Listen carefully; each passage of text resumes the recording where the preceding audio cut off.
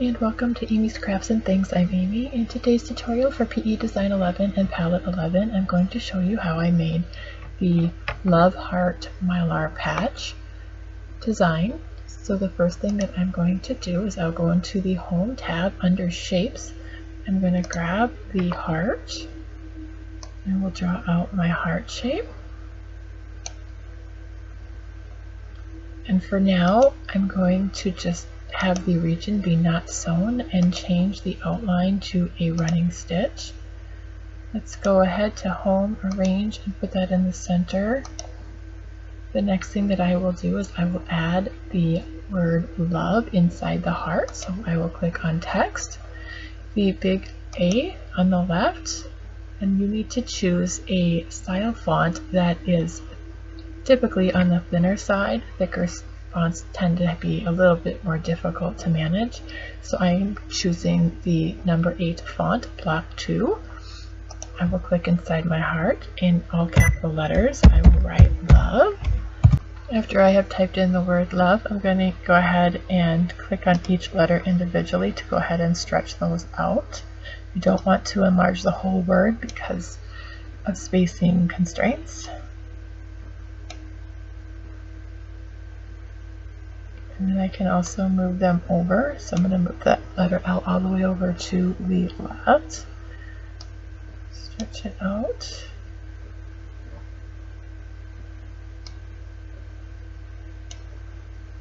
And then I'm going to line up the L with that part of the heart. So now I can over it.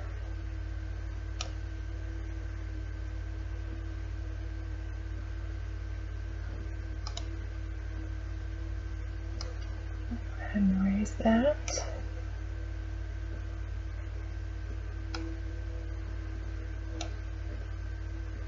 You see that my word is going to be too big, so I am going to go ahead and click on all the letters to select them. I'm going to scrunch them in so that I have more space available to me. Go ahead and continue on with the O.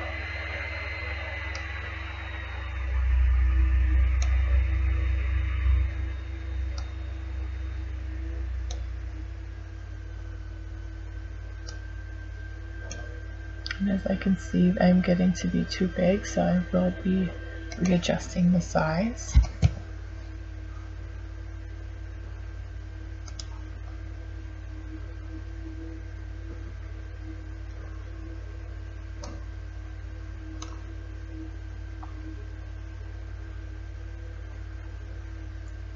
Go ahead and click on the V and continue on. After I get all the letters sized, I will come back. Now that I have them all sized roughly and in the places where I would like them to be on the heart, I'm going to go ahead and click all the letters, select them, and I'm going to go up into the Text tab and go over to Edit and up to Convert to Blocks. This will allow me to fine-tune each letter individually. So I will start with the letter L.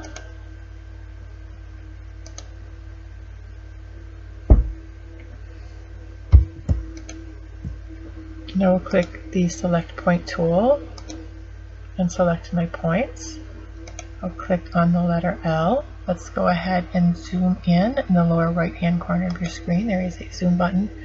Let's go ahead and zoom in a little bit so we can see what we're doing more clearly. And here's where you can grab a hold of each point and manually move them to follow the purple outline.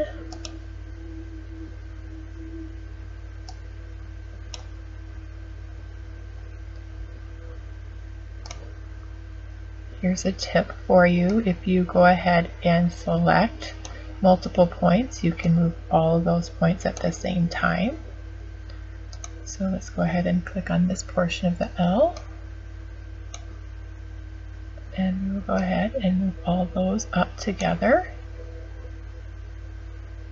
And then I will take this point here at the bottom of the L and drag it to meet the purple outline. And I can go ahead and do that with the others. And this one went past, so we're going to go over and click on this and bring it back in.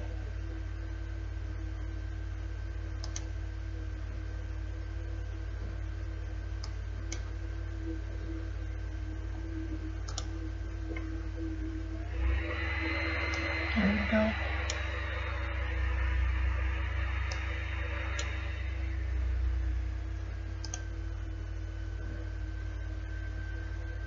And you can go ahead and just fine tune each letter accordingly till you get the look you're looking for. I will go ahead and fine tune the rest of these points.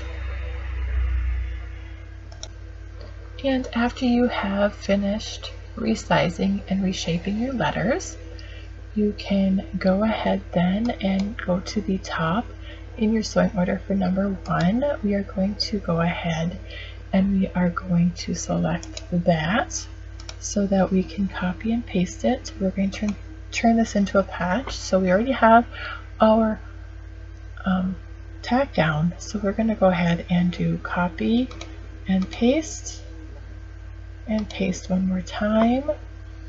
And we'll scroll down to the bottom. We're going to go ahead and change those colors to something different. I'll change one to black and I will change the other one to red. Those are the two colors I like to use for placement and tack down. So we are going to go ahead and select both of those now, and we're going to right click and sew those first, and it will move it to the top of our sewing order. So now you have placement, tack down, and this will be for your mylar. So we're going to go ahead and click on the third heart, and we will select it by clicking on the black arrow in the sewing order. And then we will go over to the region and we will click the drop down box to get to our net fill stitch, which is the third from the bottom. Go ahead and click on that. And it will give you options. If you go to your sewing attributes in the window pane on the right, you can choose the pattern of just squares, triangles, or crossed out boxes. I want to choose crossed out boxes. The trick with mylar is you want that to be able to be seen. So we want to make sure that we have something large enough to be able to let the shine come through. For example, I have it at 3.7. If I change that to 2.0, you will see that it's much tighter.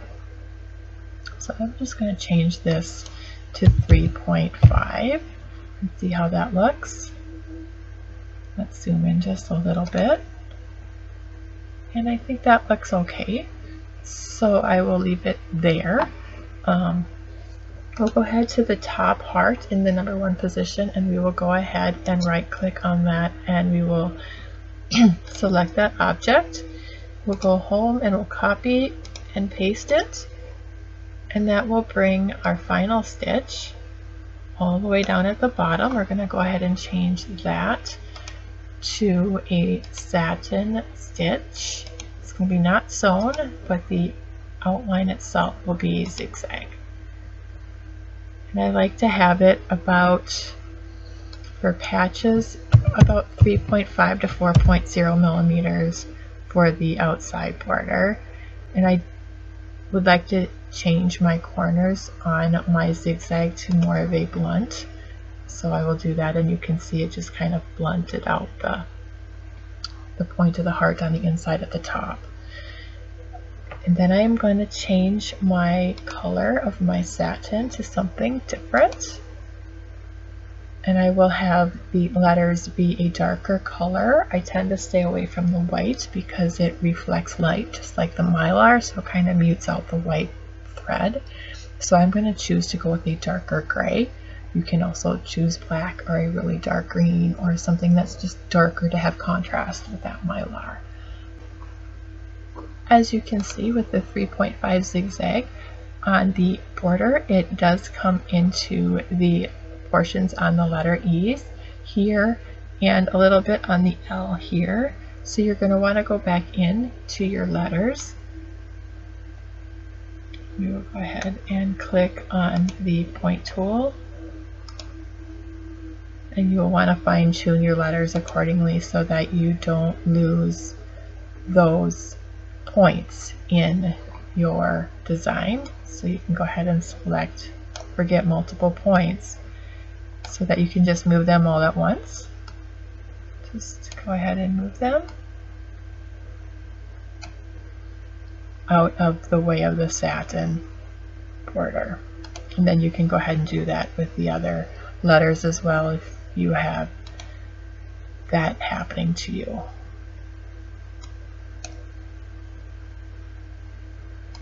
This is an excellent exercise for digitizing and moving points and just getting familiar with your software. And if your patch is a little on the big side, don't forget then you can go ahead and select the tool and select all.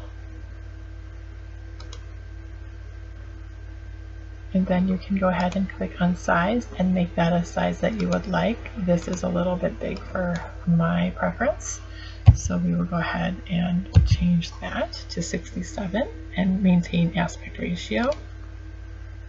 And it will make it a little bit smaller. And don't forget then you can also group your design as well so that if you're moving things around you don't lose the parts. And if you'd like to do the double satin border with the bean stitch that I have done, it's very easy to do that. You go down into your sewing order all the way down to your satin stitch. Part number 17, we will go ahead and right click. We will select that object. We'll go home, copy and paste one more time. Then we'll go and scroll all the way down, and we're going to take the first satin border, number 17, and we're going to change the zigzag width to something a little bit narrower. I'm going to choose 2.7 millimeters. Then I'm going to do the second satin, and I will keep that at 3.5 millimeters. And the third one I will change to a triple stitch, also known as the bean stitch. And I'm going to leave the sewing attributes the same, but I will go to the Home tab. I will click on the size button once we have it selected.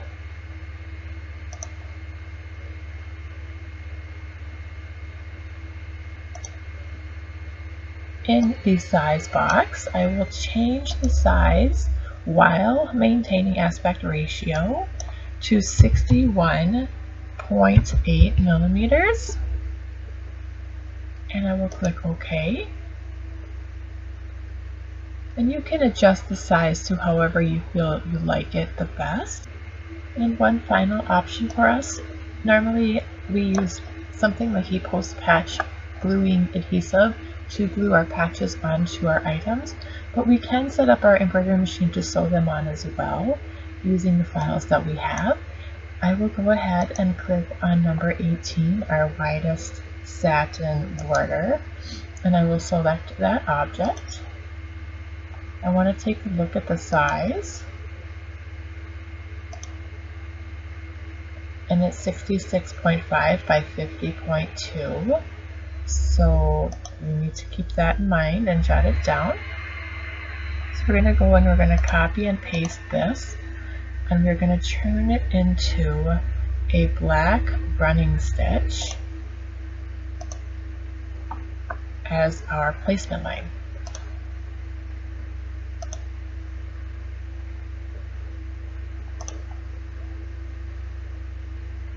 Then we'll scroll down in the sewing order and we will put that to sew right after the satin stitch.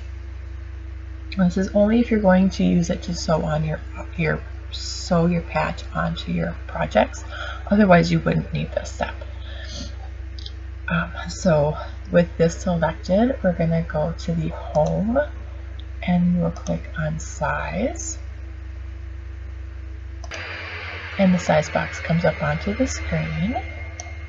We're going to change this to our 66.5 by 50.2.